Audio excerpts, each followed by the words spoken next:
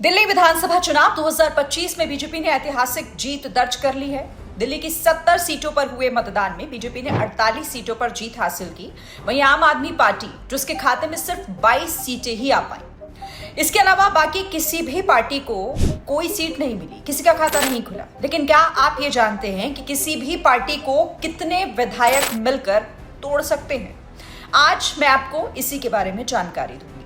देखिए, दिल्ली की 70 सीटों वाली विधानसभा में 2 बार से सरकार बनाने वाली आम आदमी पार्टी को इस बार करारी हार का सामना करना पड़ा।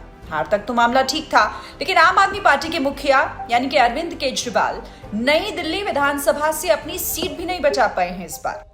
दिल्ली विधानसभा चुनाव के बाद पंजाब में आम आदमी पार्टी सरकार के विधायकों को लेकर आजकल चर्चा तेज हो गई है।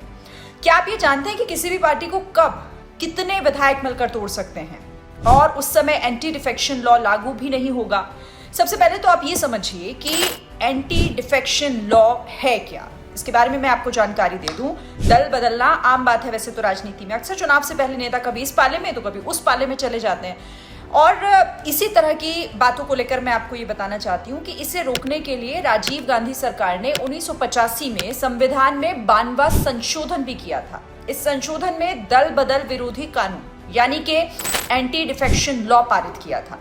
उस वक्त इस कानून का मकसद सियासी फायदे के लिए नेताओं के पार्टी बदलने और हॉर्स ट्रेडिंग रोकना था। इस कानून को संविधान की 10वीं अनुसूची में शामिल किया गया था। जब कोई नेता पार्टी बदलता है या कोई ऐसी चाल चले जिससे कि दूसरी पार्टी का नेता समर्थन करे तो इसे हॉर्स ट्रेडिंग कहा जाता है। आम बोलचाल की भाषा में इसे दल बदलना या फिर दल बदलू भी कह सकते हैं आप। आपको बता दें कि एंटी डिफेक्शन लॉ के तहत कुछ अपवाद भी हैं। इसके तहत सांसदों और विधायकों को दल बदल विरोधी कानून का सामना नहीं करना पड़ता है। दरअसल किसी राजनीतिक दल के 1/3 सांसद या विधायक इस्तीफा दे देते हैं तो इस कानून के तहत कार्रवाई नहीं की जा सकती है। इसके अलावा अगर किसी पार्टी के 2/3 सांसद या फिर विधायक किसी अन्य पार्टी में शामिल हो जाएं तो फिर इस तरह की स्थिति में भी इसे दल बदल नहीं माना जाता है।